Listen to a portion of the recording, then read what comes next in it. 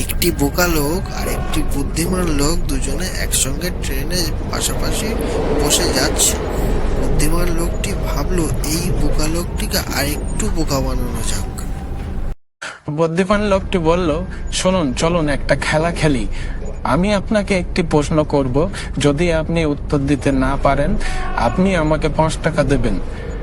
আপনি আমাকে প্রশ্ন করবেন, আমি যদি উত্তর দিতে না পারি তাহলে আমি আপনাকে 50 টাকা দেব।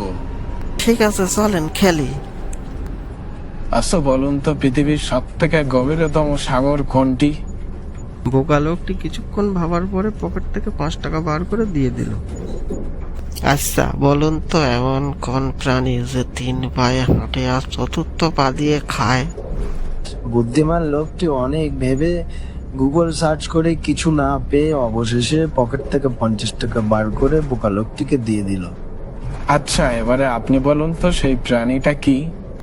বোকা লোকটি খুব শান্তভাবে নিজের পকেট থেকে 5 টাকা বার করে দিয়ে দিল, দিয়ে বলল, আমি নিজেও জানি না।